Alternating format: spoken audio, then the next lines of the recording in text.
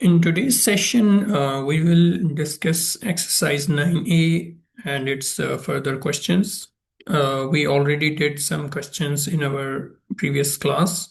So this is basically pre-GCSE 2 mathematics, and we are going to start with exercise 9A. So this is question number one. This is question number four. We already did question number 1 to 3. So in this question, we again have to figure out the size of unknown sides. So we are given with right triangles. In right triangles, we can apply Pythagoras theorem to figure out the unknown side. So I can again discuss about the Pythagoras theorem that actually says that the sum of squares of two perpendicular sides will be equal to the square of third side. Means that these two sides are perpendicular, basically where we can see a right angle. So the sum of square of these two sides should be equivalent to the square of third side, which is the longest side. So if I solve part A over here, I can write 15 square, and the sum of 15 square and A square should be equals to 39 square. So to figure out the size of A, we can subtract 39 square on the other side. So I can write, I can subtract 15 square on the other side. So I can write 39 square and 15 square over here. Then I have to figure out the like 39 square take away 15 square comes up with a 1296. And then if I take the square root, so I will get the size of A as 36. So it means the side length of A is 36 meters.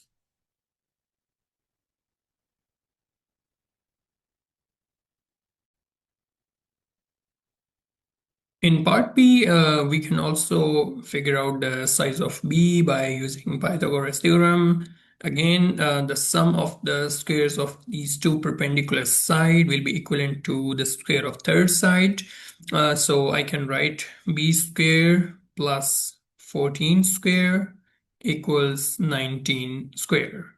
So to figure out the size of B, definitely you will take away 14 square from 19 square, and I'm leaving the remaining portion for you. You can easily figure out the size of B, and then after doing one more step, you will take square root on both sides to figure out the size of B, right? So I'm leaving this portion for you. You can complete this by your own.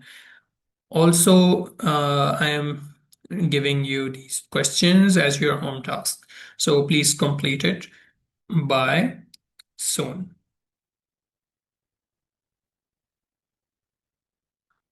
So please,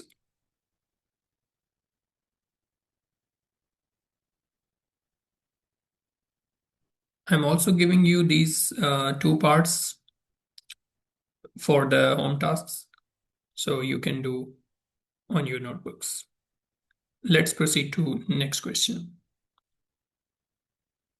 In question number 5, we have to make a triangle, and the triangle has is named with GHI. So GHI is a triangle. So first of all, we can make a triangle, but we have to see that GH, the length of GH is 33 centimeter and GI is 65 centimeter, and the angle GHI, angle 90 degree, angle GHI is actually at 90 degrees, means at H we have 90 degrees. So let's make the figure. This is the first side, and we have to make right triangle. So this could be a right triangle. I will mark the names. This can only be H, because at H we have 90 degrees. Then this can be G, and this can be I. So it says the given lengths of the triangle sides. So GH is 33 centimeters and GI is 65 centimeters, and we have to figure out this length means hi. So I can suppose that this hi can be marked with, let's say, x, that this x is unknown. So again, we will apply the Pythagoras theorem, where the sum of the squares of two perpendicular sides will be equivalent to the third longest, will be equivalent to the square of third longest side. So to figure out the size of x, definitely we will subtract 33 square from 65 square. So you can take square root on both sides here when you're finding this statement, and you can easily find out the size of x. So you can complete this by your own. We are proceeding to next question. This is question number 6, in which we have a triangle where it is named with M and O, and its right angle is at N. So let's make a triangle. And also we can see that NO has length 11 meters and MO has length 14.2 meters. So let's write down over here. I have drawn a right triangle. So I can say at N we have a right angle.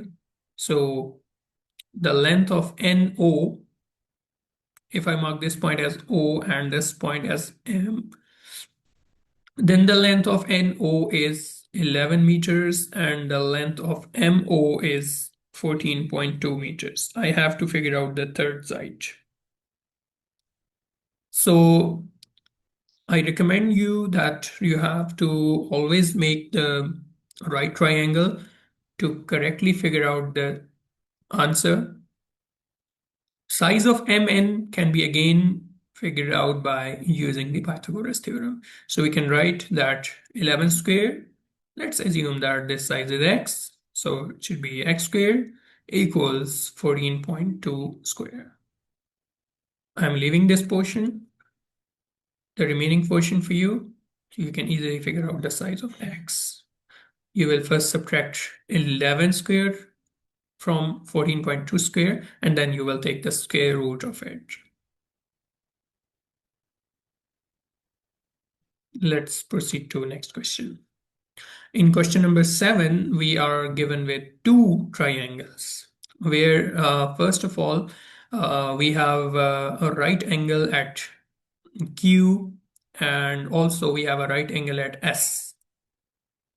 So given that PQ is 45 centimeter, QR is 30 centimeter, PS is 53 centimeter, we have to find the length of QS. QS is this side, means this perpendicular side. So if we consider this triangle as triangle 1 and this as triangle 2, so in triangle 1 you can see that one length means QS is missing. So we can easily figure out this. Let's say this side length is x. So we can easily figure out that by using the Pythagoras theorem that says the sum of the two perpendicular, the sum of the squares of two perpendicular sides should be equivalent to the square of third side. So now if I subtract 45 square from both sides, then we will get 53 square minus 45 square. And if I take the square and then subtract using calculator, so I will get 784. So now I will take the square root on both sides to figure out the size x. So it will become 28. So it means that the size of x is 28, means this is equivalent to or equals to QS. That was the first required statement. And then we have to figure out the size of SR. Let's suppose that SR is Y. To figure out SR, as we have got the size of X means QS, that was 28, we can again apply the Pythagoras theorem. So the sum of the squares of two perpendicular sides means 28 square plus y square will be equivalent to 30th square. So you can easily figure out the size of y by using the same procedure, and then that y will be equivalent to SR. So please complete the remaining portion.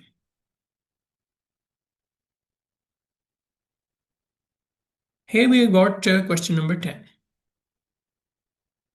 In question number 10, by the way, I have left one question that was an open question. So all of you can solve, can try by yourself. That can be challenging for you, but you can ask me if you have any confusion in that. I'm doing question number 10 here.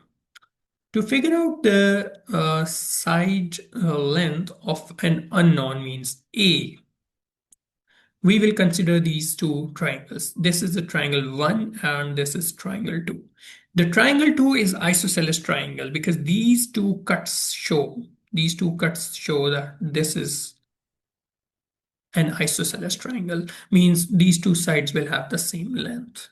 To figure out this side length first, because if we figure out this side length, then these two side lengths will have the same size, then we will be able to figure out the size of A. So let's mark these two sides as x, and this will be also x because both of these two sides will have the same size. To figure out x, we will apply the Pythagoras theorem, means x squared plus 30th square equals to 34 square. We can easily figure out that by doing calculations. So I'm directly writing the size of x after subtraction and taking square root. It will be 16. It means the size of x is 16. So this is also 16. To figure out the size of A, we will again apply the Pythagoras theorem. So here again, the sum of two perpendicular sides, the sum of the squares of two perpendicular sides will be equal to the square of third side. We can easily figure out that by taking the square root on both sides, by adding them and then taking square root on both sides. I will get the size of A as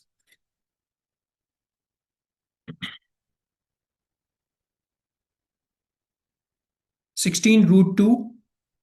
My calculator is given 16 is giving 16 root 2 means 22.6. So we can write it as 16 root 2 as well as in decimals means we can write it as 22.6. So we have to mention the units. So 22.6 centimeters.